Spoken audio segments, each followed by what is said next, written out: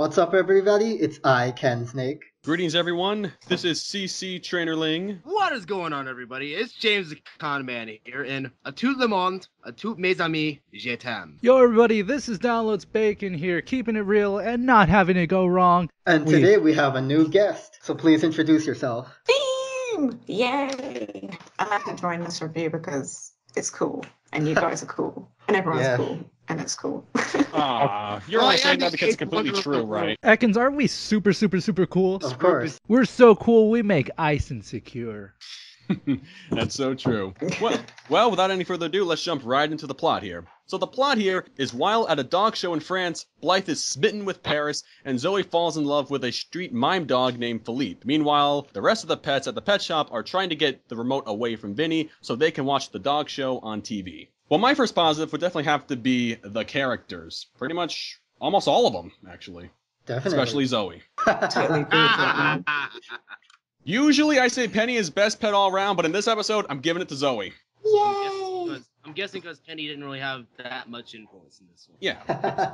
And as the resident Zoe lover in this group, I would also have to give Zoe as a positive, because she's so adorable in this episode and she really shows it. This would be Zoe's third crush if we were to go in aired episode order, first being Digby and second being Juan Jorge Jose in the episode just before this one. But it's always sad to see these crushes just falling apart every time. I just hope she's not too heartbroken from all of this. I'm pretty sure Digby and Zoe worked out pretty well. It worked. Well, they're just crushes. I mean, they're not really, relationships. It's basically puppy love, right? Neighbor, I was about to say that. Oh, I see what you did. See, that's Clever. I would have to say I agree with you guys because I thought Zoe was really good in this episode, and also Nicole's deliveries of her lines were just amazing. Definitely. Absolutely.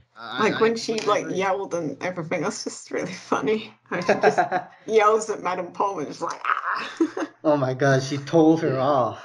Oh my god, yeah.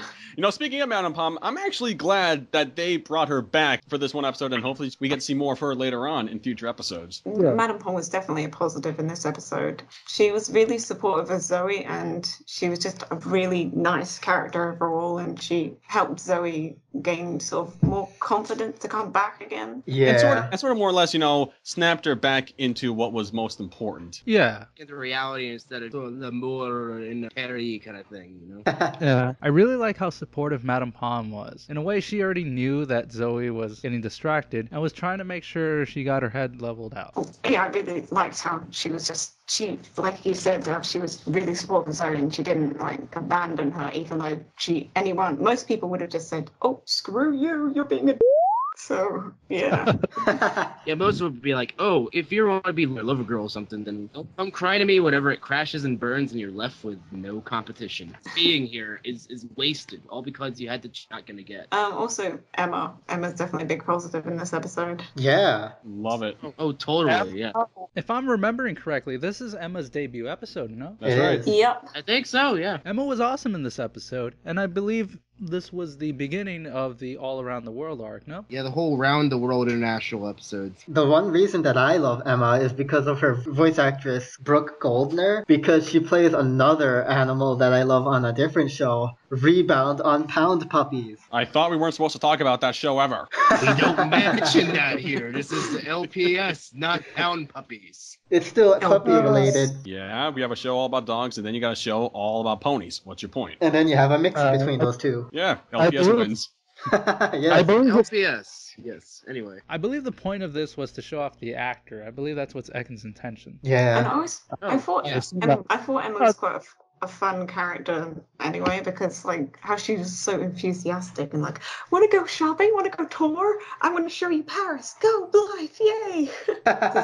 She may not know a lot of stuff on the international level, but you can just excuse it from her because she's just that nice of a person. And she's just so adorable. And I could just chalk it up to just her being a tour guide and trying to do her job. Just being like, oh, Blythe, I want to show you everything. I don't care if you have a competition you gotta go to, but we gotta go shopping. We gotta go to a French cafe. We gotta do everything. It just shows the passion that Emma has for being a tour guide. She's not the best, but she's trying. Often wins. It doesn't matter if you have skill, if you got passion, that's what wins in the end. Yeah. She got a passion for tour guiding because she just that cool. She's cool. No, Kev, you have any other positives? Another positive I have is the man that dreams his living head off when he sees Zoe and Madame Pom. That guy was so funny. I just laughed so freaking hard. Oh my God, Poppy's on stage! Oh my God, American dog! I haven't seen since the Animal Planet on that one Cesar Millan show. Dude freaks out. He's like, "Whoa! There's dogs in this dog show! Wowzers!" Oh my What was he god. expecting to see at a dog show? Like cats? What was he expecting? He sees dogs. He's like, oh my god, dogs! Oh my God, dogs! It was probably his first ever dog show, so give him a break. I want to say my one positive here that hasn't really been mentioned yet, and that is French pepper. Oh yes, French pepper. That was hilarious and adorable at the same time, and honestly, it makes me think of like how other people just misinterpret a language. Just think it sounds just like sacre bleu. yeah. French pepper just made me laugh. It's just when Blythe was just like, I have no idea what you're saying. Yeah. Does anybody know what anybody's saying on the show? No. See that? It's all Greek to me. They're animals. You know what? All pets speak Dutch, okay? Blythe knows very good Dutch. I knew it! I thought they were all speaking Latin. Yeah, she was Pig right. Latin. That's why the humans can't understand them except Blythe. Blythe just knows how to speak other languages, unlike all the other humans. I know, right? Plot twist. Blythe is a genius. What's she doing the pet fashion thing for? The thing Adam Sandler did in anger management. What's she doing that for? She's a genius. Yeah. Beam, any other positives from you? I would have to say, Russell and Minka. The bit where Minka is all like, I wish we could watch ourselves on TV, and then Russell's just like, oh, that's gonna hurt a while. Yeah, apparently Minka wants them to watch themselves while they're on TV. That logic though, and it was just so Minka to just say something that ridiculous, and poor Russell had to try and fathom it in his brain, and he just couldn't take it. Of course. I'd love to try to explain that to Minka. It's just, probably not. I probably wouldn't explain it since I don't know Dutch. Yeah, just let it slide. It's Minka. There's no point in explaining anything because she's just gonna woo. I mean, and that's just her thing. Is that she's an artist. She's creative. She has very.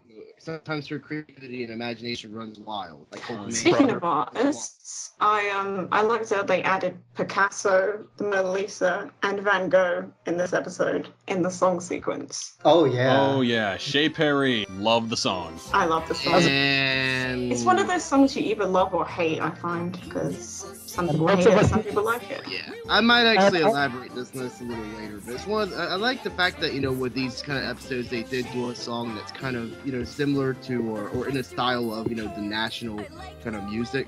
So in this case, it's very what else? It's very French inspired, like the accordion and everything. But this one didn't really work for me, and I'll explain why in a little bit. Yeah, me too. You know what? I'd love to hear it. I'd love to hear it right now. So with that in mind, let's go right into the negatives. All It's his right, favorite then. Let me let loose here. Where do I begin? Well, first of all, I just felt like, like I said earlier, I appreciate that, with all the international episodes, they did a song that was kind of sort of in the style of the national, kind of culture. With probably the exception of Shanghai Hijinks, because that one was more like a rap battle, with a little bit Asian influence. But, that one is probably my pick of the litter, no pun intended here. But in this case, it didn't quite work for me. I mean, it's just the case where we could have easily done without it. It just seemed like it was there just to fill a little bit of time, and because the B plot was a little bit lacking compared to the A plot, and they just needed something to buff it up. So it's like, hey, let's add a French song here. So maybe I'm completely wrong. I mean, the production is top notch like always.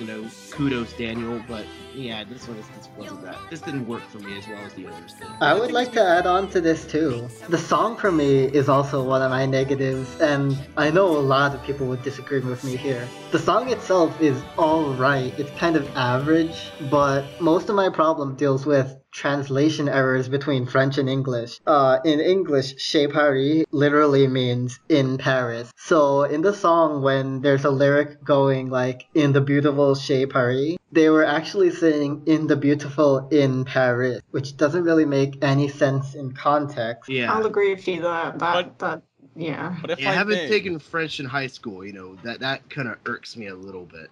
but Yeah. if I may, you have to remember the pets didn't even know what French really sounded like, or they didn't really know exactly what they were translating. So you can't really fault the pets for really not knowing the language as fluently as others would know it. That's also kind of true as well. Yeah, you got a point there. Then we could probably be like, I'd still probably find the negative that if they're pets, how do they know French so well? Aside from if they had a script. So, really you can't win either way. And you also have to understand that song wasn't just, just gonna throw in a song. That was just for a regular fantasy sequence. And LPS is no stranger to fantasy, so why not have a song fantasy like, you'd have in Shanghai Hijinks with the rap battle? It's all the same thing. I mean, I did say, it is justified. I mean, I'm not saying that, it was completely worthless, but it's just, Well, yeah. because the other international episodes had a song too. Right. But it's just that Of one, course. this one has felt sorry about that. Would have made sense more if it was Zoe singing it in Paris rather than the pet singing about Paris. Honestly, I think they did a good job transitioning to this song. So it would have been the least qualified to sing a song about Paris, especially with her being in love with Felipe. It would actually be better if Blythe sang the song. But since we have the pets singing, it makes more sense because they're not there. And all they have is their imagination and this fantasy that they have. Just kind of imagine the Paris itself. I mean, I guess that shows why I'm not a writer for the show then. Yeah, sorry guys. I'm sorry if I led you on to think I'm an LPS writer, but no, I'm nowhere near Canada, so.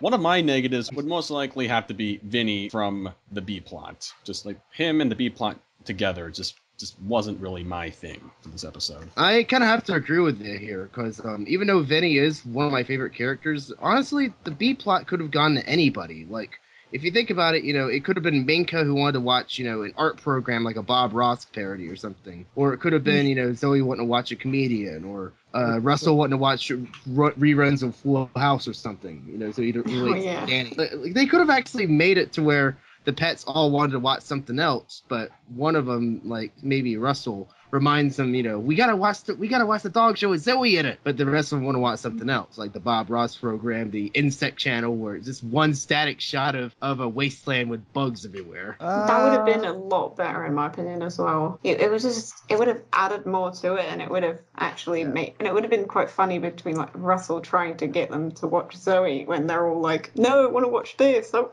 Pepper will be like, I want to watch Old Bananas. I want to watch, and then Minka, they say, want to watch Art Channel, and it would have probably been a lot funnier, and rather than just Vinny being a bit. Yeah, Vinny bogarting the TV to watch just 3 Mile Island with bugs added. Some credits, because I found Vinny quite funny when he yelled at Snail. That's pretty funny.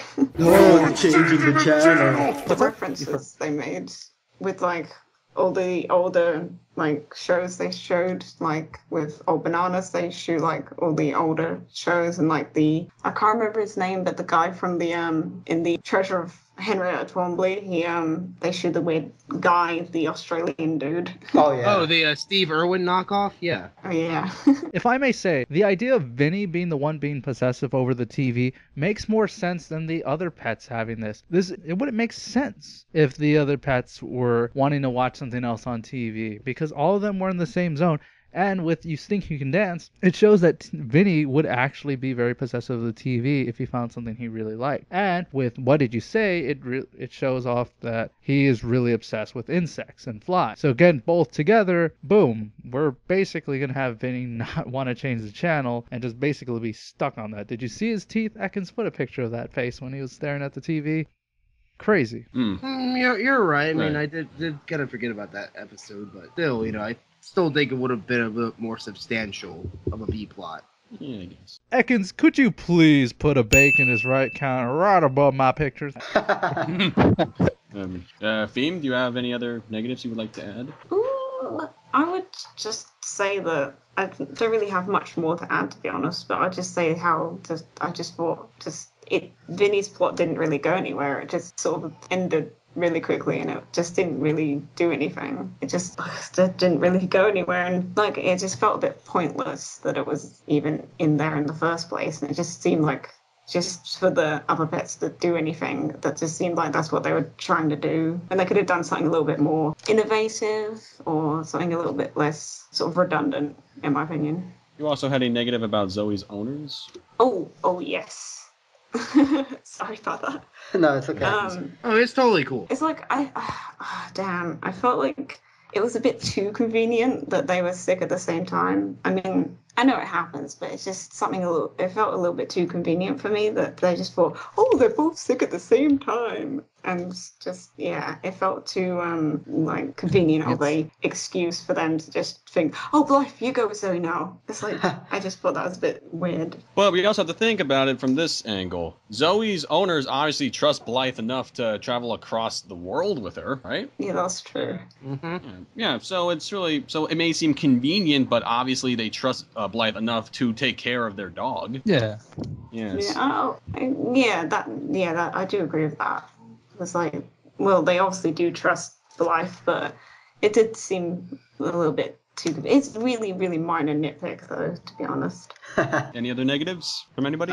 Yes, I got a big one. And feel free to, take out your torches and pitchforks as I say that. But I didn't care for the end. I really didn't care for the ending because I just thought it was kind of a Deus Ex Machina in a way. Because as you remember, the announcer says that Zoe has been disqualified from the solo competition because of tardiness. But for some odd reason, they managed to have, Madame Pom and Zoe enter as a dual entry, which, I guess well, first of all, in the competitions I've seen before, they would never allow such a last-minute hasty entry. And two, what adds salt to the wounds, not so much salt, but more or less hydrochloric acid to the wound, is the fact that they ended up winning in the duel competition almost the bare minute they actually hit the runway. So I'm like, wouldn't it be a better lesson if she actually didn't win because she would spent too much of her time farting around with Philippe and just kind of brushed off the competition? Wouldn't it make more sense from a moral standpoint,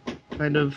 That's true. Yeah. I kind of agree I would with you actually there. agree with that. Yeah. Well, I guess I'm the only one. And you have to, I found that you have to convenient. wonder that how would Madame Pom and Zoe communicate to the judges? How would they have known that they wanted to be dropped or disqualified and entered in a new competition? I mean, exactly. Like, how would they even convince the judges to allow her back in? It'd be like, what is your excuse for wanting in this late? Be like, I was chasing around this mime dog all throughout Paris and wanting him to be my boyfriend. No excuse. You're still not in the competition. But those judges wouldn't even understand. They're just here like, bar, bar, bar, bar, bar, bar. That's all they do. I'm just going to say everything at the end. I have a lot to say about this, but I'll say it. Okay. It's just, I think it's just would have just been better if she didn't win. I mean, I'm sorry, Snake. I'm sorry, anyone else that loves Zoe out there and Madame Pom, but this felt like kind of a dumb ending. Like she have her creme brulee and eat it too. Yeah. Even though I'm a massive Zoe fan, I will actually agree with you. When I rewatched the episode, I really thought the ending was a little bit. But even it's like it would have been better if, like you say, they didn't win because it would have actually taught Zoe a lesson that she should have been on her game rather than wasting time like trying to get with some guy that she didn't even know. And even then, like whenever they hit the runway, they instantly become the winner. Like it's like Yelling Guy was a judge. They're like, oh my God, Purple Dog, you win! Yeah. So I guess it's time for overall thoughts. Sure, and I can start. Okay. I really love this episode. I really do. How it takes place in France, how there's French everywhere, all of it. Part of why I love this episode is because I took 4 years of French in school, et j'aime la langue beaucoup, and I've always wanted to visit Paris. With me understanding some of the language, I could probably get by alright throughout the cities, and I love huge fashion cities like Paris, which is why I also really love New York City. The other half of why I love this episode is the characters being featured in it. Zoe, Madame Pom, Emma, everyone. I love how they brought back Pom for this episode because she's my my favorite side pet, and I loved her in Eve of Destruction. Other than some translation errors with the song, probably because this show was made in the British side of Canada instead of the French side, this episode is really, really harmless, and it was really entertaining, and I loved it so much. So I'll give it a 9.5 out of 10. Now, picking up with the second episode in the All Around the World arc, we get to travel beyond downtown city and visit France for a dog show competition. I have to say this episode and this location really fits well with Zoe's character. I can't find another character who fits the starring pet role in this episode better than her. Her role matches it so perfectly that I'm just impressed. Her love for romance and competition are split for her at first, but she eventually comes to terms with herself and her goals and makes me respect her even more, showing that she can put her real love for modeling before one-off puppy love. I also love how we get to see Madame Pom again, and we get introduced to Emma Hart. Her character is very funny and very cool, and I wish that they would use her more in future episodes, but we'll have to just wait and see on that. The song Shea Perry was also very fitting as well. What else can I say, but I love this rhythm and lyrics, no matter how mistranslated they may have been. It's too bad Vinny didn't partake in the singing, which leads me to my only negative, which would be Vinny in the B plot. Now, I can't hate it as much as I can say it just wasn't interesting. Now, I understand a character like Vinny would be so caught up on something that he forgets everything else, but besides his major freakout on Sunil, he just didn't do much for me in this episode. The whole B plot can't be labeled as bad, but I can say I just wasn't as engaged in it as I wanted to be. But ignoring the B plot, I praise the episode for what it's worth in its continuation with this little episode arc, so I'm going to give it a 9 out of 10. So, for the next episode in the All Around the World arc, we take a trip to old gay parody. And we have a little bit of a fashion show for Zoe, and she falls in love with a mime and ultimately wins, even though I totally disagree with that decision. And the B plot, we have, well, Vinny bogarting a TV. That's literally it. So, what are my overall thoughts? I thought the overall episode was all right. It was a decent watch. You know, it didn't really have anything that I could say is a major downside aside from the ending, which, you know, in a lot of cases, the ending would ruin the episode. In this case, it kind of does slightly. You know, it's not, you know, the worst episode ever, but it's definitely just is kind of down there just because of the ending. The song was all right, even if I honestly thought that it wasn't completely, you know, necessary, or not really not necessary, but it's just the wrong characters to me were singing it. You know, Blythe could have been a better choice here, or hell, even Zoe could have been a little better. But you know, the pets doing it, you know, I think it was just an excuse to make the B plot a little bit more relevant. Because, like I said, you know, anyone could have done it, but I guess Vinny was the best choice since he had a history of bogarting TVs before or for dance competitions. But all in all, aside from a really poor Deus Ex Machina ending, somewhat pointless or just misguided, and a somewhat lackluster B plot, I gotta give this maybe a 6.5 out of 10. You know, final thoughts aren't the same without some music, so if I could just play some music, that'd be nice. I know I should have said this earlier, but you guys just seemed very intent on what you were saying, and, well, I guess I can get my thoughts in because I would get cut. But you see, at the end, with the Deus Ex Machina ending that I'm putting in quotes, I will not agree with James or any of you at this, because if Zoe were to have lost, it would have placed Blythe in trouble, and Zoe would have not won anything. It would have not helped Madame Pom's character. It would have not done a lot of things right. In a writing standpoint, this episode is flawless. This episode is very simple plot, and it is done very well. That is why it works. And this ending is not a bad ending. Just because we show them at the event, Zoe gets disqualified, Madame Pom says she has an idea, tells her owners, in her own pet way. If we can remember the episode Pet Sounds, I know that came out afterwards, but still the message is still applied here, is that pets have a special way of communicating with their owners. I believe you guys should remember the episode Pet Sounds, right?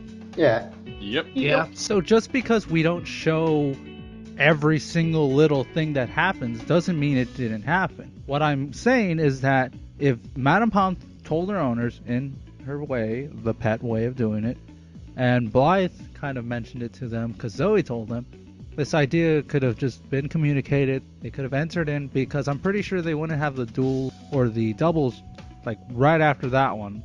There was still a line for pets at first for the singles competition. So of course they would have to have waited. Time has to pass. But you see, in a sense, we don't have to actually show it. Example, it's like a guy taking out the trash in a movie. If we show him getting up and getting the trash, and then we cut to him throwing out the trash at the trash can location, are we going to question, oh, well, how did he get over there or whatever? No, we don't. Unless we need to see it and it's important, they're going to show it. But in this case, it was somewhat not important. So with that in mind, if Zoe were to have lost, it would be a bad ending. And most people don't like to see a bad ending. I know that's not somewhat realistic, but think about this.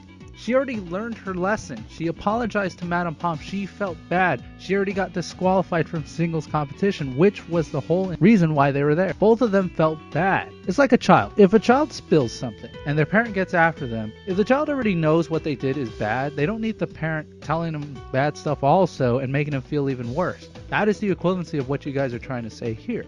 But if I keep talking, I'm going to go on for days. Let me just wrap this up as quickly as I can. The song Chez Paris, I don't care if it is incorrect with its French. As an American, I somewhat don't. You see, because the song is enjoyable. I love what Daniel Ingram did here. I respect the man a lot when it comes to his music, because think about this, he's getting influences from a different country. It is an amazing job of what he did. And of course with the pet, they don't know everything of French, so it's not something that I can take too personally or too, oh, they didn't do this right, bad, 0. And of course, I mean, I guess it's apparently wrong for them to have songs in the episode. I didn't know that. Apparently that's what it seems like for the past couple of episodes we've done. But I digress. It doesn't matter. The only thing I have to say about this episode is that Vinny was a little bit of a jerk, but it doesn't really come off to a surprise to me, especially if it's a season 1 or season 2. He starts to mature a little bit more in season 3, but just a little. Honestly, I love this episode. I don't have anything strongly wrong with this episode. In a technical standpoint, it's awesome. From a touch or a personal standpoint, just Vinny a little bit, but nothing too much, nothing too major. There's nothing about this episode that really stands out, except that screaming guy though. He's pretty funny. It's pretty great. So with that in mind, guys, I'm going to give this episode a 9.75 out of 10. It's a great episode. I love everything. Except, Vinny and no high spots. Nothing amazing. Theme? Okay. I thought it was an overall amazing episode, and it was great to see Madame Pom again. I thought she was a great character when she was in Eva Destruction, and she's a good character to go alongside Zoe, and sort of they balance each other off, where she's more sort of like serious about everything and Zoe's a little bit more dramatic about everything. So I thought that was quite good that Madame Pom came back. Also, I thought the introduction of Emma was pretty good, and I liked how Blythe has got more sort of friends now. That seems to be happening coming into seasons. They seem to be giving her more friend characters. I would like her to actually be in more episodes, whereas they seem like they're not actually putting her in many episodes. And I think this episode really made me realize how much better season 2 is compared to season 1, because I thought they really improved on everything. Like the characters were really fun, and the song was just really enjoyable to watch, with all the visuals and how they really show you what Paris sort of looks like, or at least sort of how people see Paris to look like, with the Eiffel Tower and the breadsticks and everything. So yeah, I think it's an overall good episode, and it's actually my second favorite episode of the whole entire series. I would rate it a 9 out of 10, actually. Oh, perfect. Oh, wow, really? Am I the one that rated it the lowest? It's not And surprising. normally I'm the nice one. This one, I don't know why I gave it such a low score. Not this time. So I think we got one more order of business. The randomizer. Randomize time. Here we go. Randomize. What are we gonna get, guys? Come on, big bucks, So- big bucks. No whammies. Stop. This season 1 episode next week will be Blythe's crush. Yeah. Wow! Yes! Perfect. I've got a crush. Allow me to channel my inner Daniel Bryan here, but yes. I guess you guys can say I've got a crush on this episode. Me too. You really are starting to give me a head rush here, Bacon. Yes. Say. Yes. Yay. So this is ICanSnake. CC Trainor-Ling. Got you live from Grenoble in the French Alps, the 8th wonder of the world, James the Con Man. And of course, the master of ceremonies downloads Bacon, keeping it real. And our international guest. Yay! Funky Theme 727. Check her out on YouTube, guys. This is the League of Petshoppers signing out. See you guys later. Peace out, home slices. Rock on, everyone. Stay true to yourselves, everyone, and be forever pet shoppers, because woohoo, yeah! And of course, Pet Shoppers, I'll be seeing you in the next episode. So thanks, and thanks again.